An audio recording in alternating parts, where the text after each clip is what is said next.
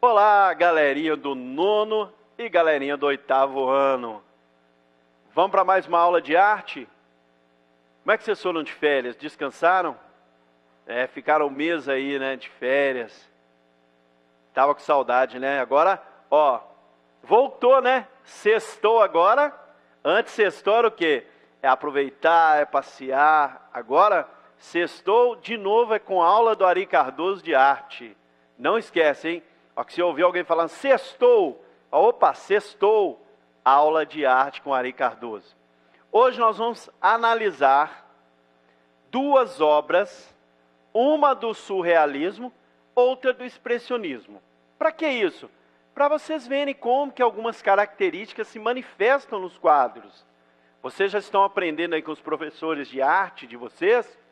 Vocês estão aprendendo aí, já aprenderam sobre Tarsila do Amaral, já aprenderam sobre cubismo, surrealismo, expressionismo. Foi? Nós já tivemos aula aqui sobre todas as vanguardas. Lembra? Expressionismo, surrealismo, cubismo, dadaísmo. Lembra? Muito bem. Hoje nós vamos fazer o quê? Nós vamos olhar para dois quadros. Primeiro surrealista e outro expressionista. Vamos lembrar o surrealismo. O surrealismo foi um estilo de arte em que se focava mais na parte espiritual. O surrealismo ele não olha para a realidade, ele não olha para o real, ele olha para o surreal. O que é o surreal? O que vai além da realidade.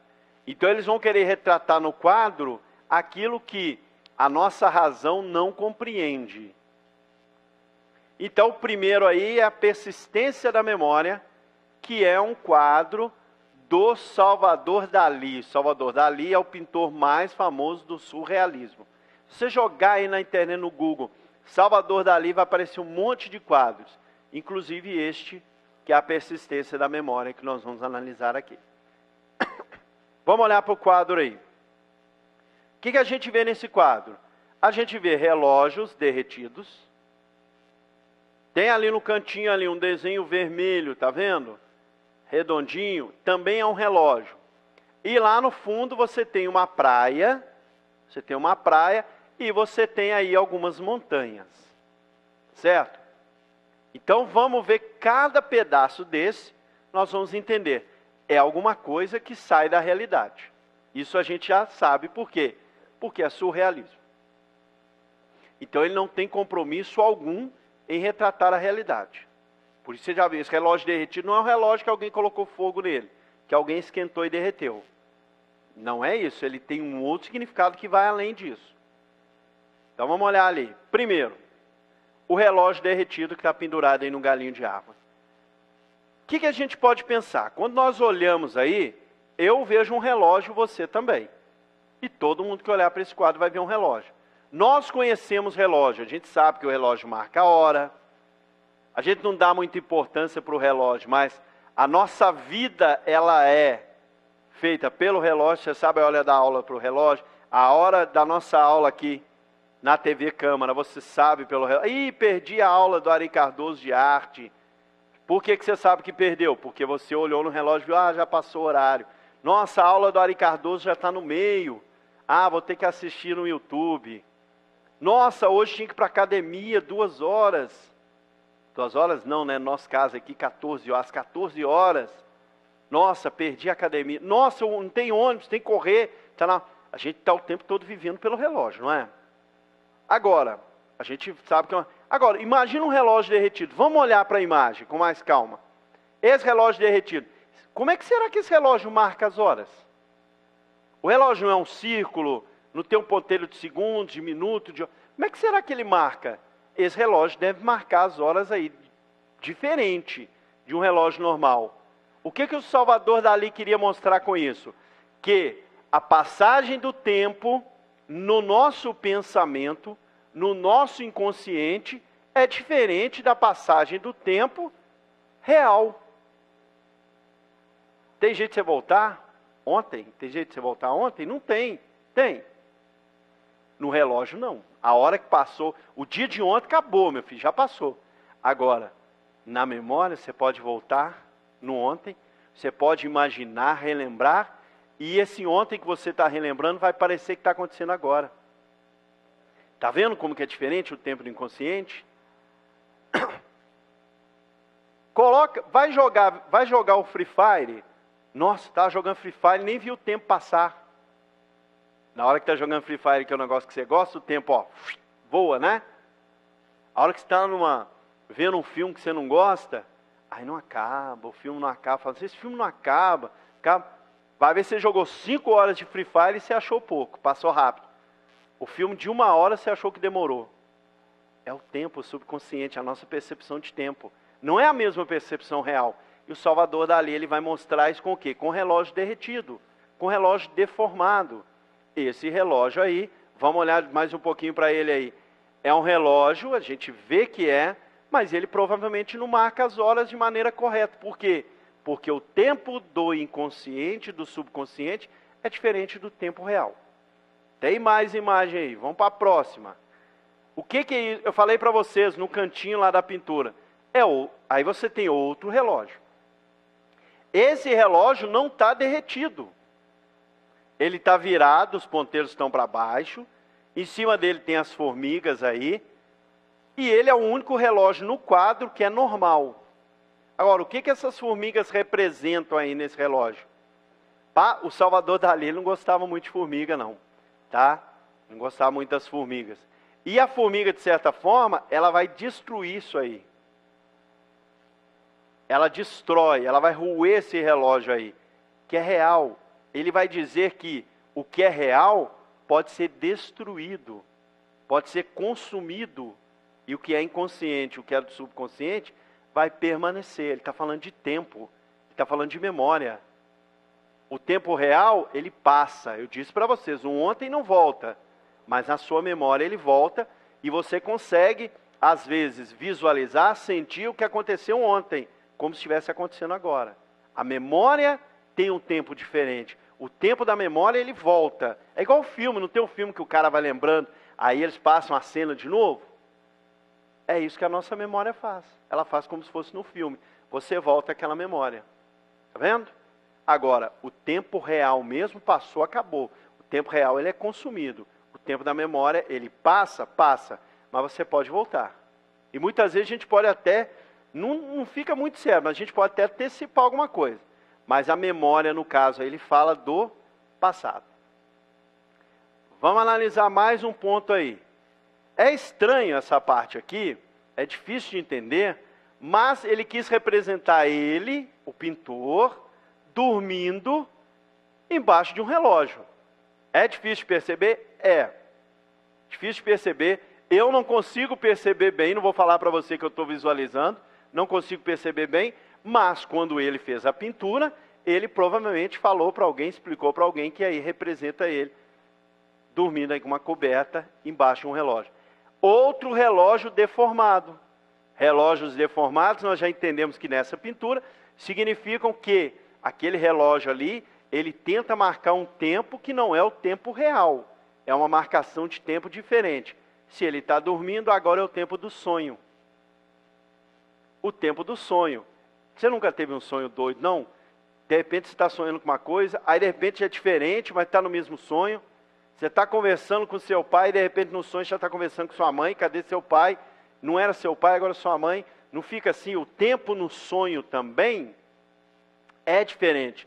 E o Salvador Dalí, ele tinha uma influência, como surrealistas no geral, de um psicanalista chamado Freud. E esse Freud, ele dizia o seguinte, que o sonho, ele é tipo o caminho para o inconsciente. Então, quando você sonha, você sai do consciente e vai para o inconsciente. Quantas vezes a gente não consegue explicar sonho, né? Tem gente que vai explicar usando misticismo, outras coisas. Mas cientificamente a gente não consegue explicar. Será que eu sonhei com isso porque eu vi durante o dia? Nossa, eu sonhei com uma pessoa, encontrei essa pessoa. Será que isso é coisa sobrenatural? Ou será que eu tendo encontrado aquela pessoa me fez prestar mais atenção porque eu tinha sonhado com ela? Então a gente não entende muito bem o sonho. Às vezes você sonha com pessoa que você nem conhece, você sonha voando, vivendo sensações e fazendo coisas que você nunca faria na vida real. Então, é algo que você tem no seu inconsciente. Segundo o Freud falava, o psicanalista, e que vai influenciar o surrealismo. Então, o surrealismo, assim como outras vanguardas, preocupados aí, o surrealismo, com o sofrimento, com a angústia da época em que ele aconteceu, que é o início do século XX, eles não vão olhar para a realidade, eles vão olhar para o subconsciente, para a imaginação, para o sonho. E aqui nós temos a única parte que é real. O que é isso aqui? É a vista da casa do pintor. Ele olhava da janela, ele via isso. Ele via o mar aí, uma praia, o mar, e essa parte não é bem uma montanha, né? E essa parte coberta, esse montezinho aí. Por quê? Ele colocou toda aquela parte de inconsciente e subconsciente e ele colocou isso dentro da realidade. Então essa é a parte real. É como a gente sonha assim, a gente imagina, né? Às vezes a gente cria algo que é subconsciente, mas a gente cria dentro de uma base de realidade. Essa é a base de realidade do Salvador Dalí. E eu ouvi falar, tá? Eu li que o Salvador Dalí fez essa pintura rapidinho, no espaço que eu acho que o pessoal da casa dele saiu e deixou ele sozinho. Ele falou, vou fazer essa pintura. E é uma pintura pequenininha. Tá? Uma pintura aí, um pouquinho maior que uma folha de caderno. É uma pintura pequenininha, essa pintura aí. Pesquisem mais Salvador Dalí, vocês vão gostar. Tá bom? É legal aprender sobre isso, aprender sobre arte. Às vezes a gente pensa assim, não vou aprender arte. Às vezes acha que arte é coisa de gente chique. Não, arte é coisa de quem estuda, como vocês. Vocês estão estudando arte? Vai pesquisar sobre arte. Vocês vão virar assim, grandes conhecedores de arte? Quem sabe, se você se dedicar, fazer uma faculdade ligada à área da arte. Mas mesmo que você não faça, esses detalhes dos pintores principais, aí, o Da Vinci, o Salvador Dalí, Tarsila do Amaral, Anita Malfatti, Caravaggio, vocês vão conhecendo esses mais famosos aí. Agora vamos falar do expressionismo para a gente analisar o grito. O que foi o expressionismo? Foi um movimento artístico da mesma época do surrealismo. E o expressionismo, ele queria expressar aquilo que o pintor sentia e também expressar o que a sociedade daquela época sentia. É uma guerra é uma fase, uma época após a Primeira Guerra Mundial, de sofrimento. Uma época que o mundo passava por transições, por evoluções tecnológicas, e a mente das pessoas estava fervilhando, as pessoas estavam angustiadas, pensando como que o ser humano podia um matar o outro, entrar em guerra, uma nação contra a outra, uma guerra mundial que envolveu vários países, vou dizer o mundo inteiro, mas envolveu vários países. É um conflito muito grave. E o medo de que isso acontecesse de novo, e depois aconteceu, tivemos uma Segunda Guerra Mundial, e vira e mexe a gente fica com medo de Terceira Guerra Mundial. Então é uma época de angústia, de pessoas se sentindo solitárias, de pessoas se sentindo abandonadas, procurando lugar no mundo, procurando entender por que a humanidade é cruel assim.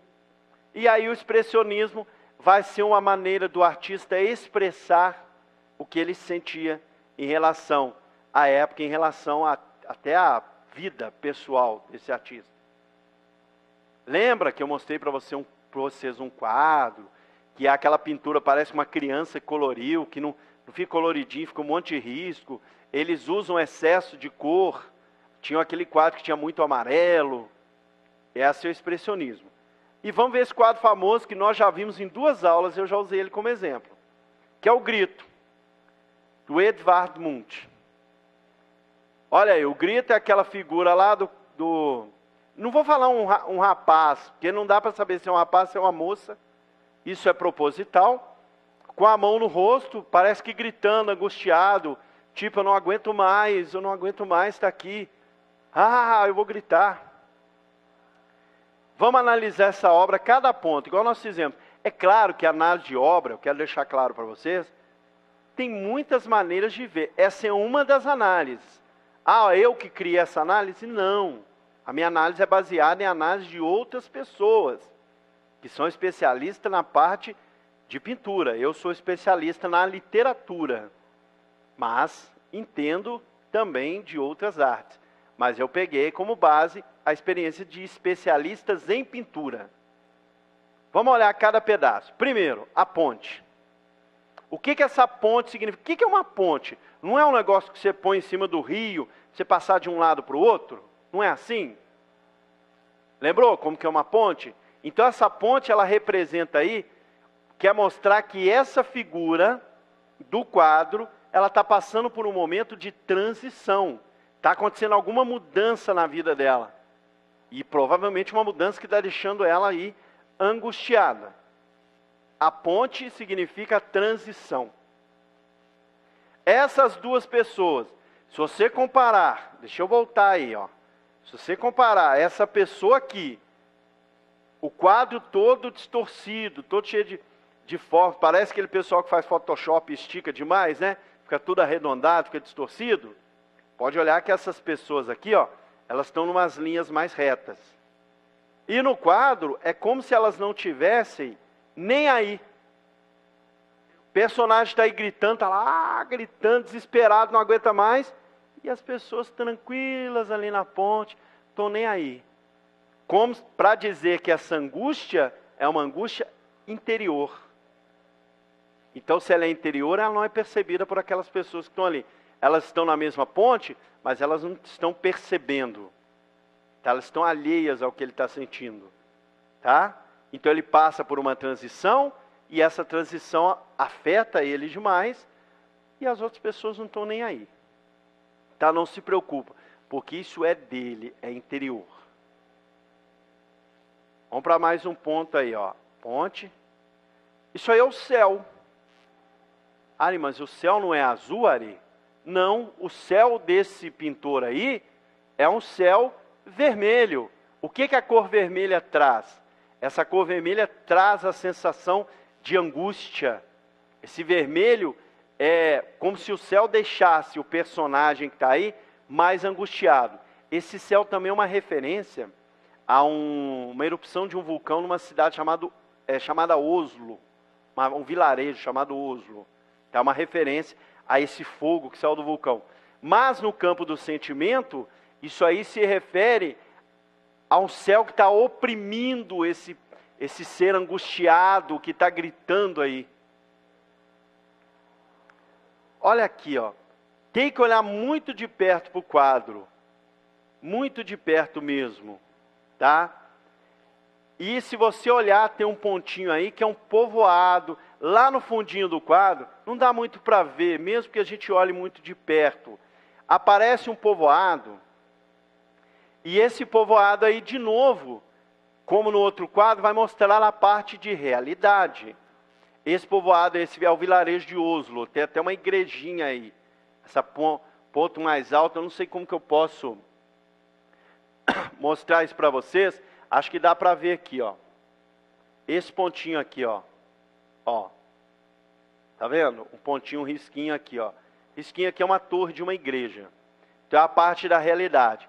Então eu tenho essa realidade exterior, que é esse vilarejo, e eu tenho uma realidade interior, esse mundo todo distorcido, que está mexendo com a cabeça dessa pessoa aí, e por isso ela está angustiada, ela está aí oprimida, e ela quer gritar, porque ela quer colocar para fora. Bom, e essa figura humana aí, é homem ou é mulher? Eu fiquei falando ele, mas na verdade, na pintura, a ideia é que isso não pareça nem um homem, nem uma mulher. E o que a gente vê aí, a gente não vê traços da pessoa. O foco mais importante aí é, a gente tem as mãos aqui segurando o rosto, como se a cabeça fosse explodir, e a boca gritando aí, e os olhos esbugalhados, para mostrar que angústia esse grito aí. Viu? Isso que é expressionismo. É passar o sentimento. E esse sentimento de angústia do grito, é um sentimento de angústia. Deixa eu voltar no quadro principal lá. Ó, é um sentimento de angústia das pessoas da época que viviam angustiadas com todas as transformações, todos os conflitos. E esse quadro tem muito a ver com hoje. Quantas pessoas estão angustiadas, estão sofrendo, passando por depressão? É mais ou menos isso. Esse ser aí, ele representa alguém que está sofrendo, que está deprimido, que não sabe o que vai fazer da vida. Então ele quer gritar, ele quer colocar para fora. Bom? E para a gente fechar, só um resuminho. O surrealismo, ele vai falar do inconsciente, aquilo que não é racional, e o expressionismo vai falar do mundo dos sentimentos, que também não é algo racional. Espero que vocês tenham gostado dessa análise. O objetivo foi vocês compreenderem esses quadros. Se vocês fizerem uma pesquisa na internet, vocês vão encontrar outras análise dos dois quadros, mas vocês vão ver que todas essas análises, elas têm como base o que eu falei aqui, que é a ideia da passagem do tempo da memória e o tempo nos sonhos ser diferente do tempo real, e também essa angústia interior, tá? Esse sofrimento interior das pessoas que viviam naquela época. E também, consequentemente, do próprio artista, que queria colocar para fora tudo aquilo que ele estava sentindo. Quando alguém fala assim, nossa, eu estou em tempo de explodir, é mais ou menos isso que esse quadro Grito retrata. Tempo de explodir. Angústia, ele está segurando para não explodir. E ele vai explodir nesse grito aí. Não é? De vez em quando a gente fala, estou com vontade de gritar. Esse quadro aí representa esse grito, esse colocar para fora. Porque o expressionismo é a arte de dentro para fora. É a arte que expressa o sentimento. Você coloca o seu sentimento para fora. O surrealismo é um olhar para dentro. É um olhar para o inconsciente, para o mundo das ideias, para o mundo do pensamento. Tá bom? Então, continue se cuidando. Nós já tivemos férias, tivemos as nossas férias. Espero que 2022 a gente já esteja em aula presencial para a gente poder se encontrar. Tá bom? Fiquem com Deus, estamos juntos. E olha, não esquece, sextou é o quê? Aula de arte com o professor Ari Cardoso. Tá? Não esquece que eu vou estar aqui animadão, porque agora eu descansei nas férias, eu vou estar animadão aqui. E eu espero que você esteja também.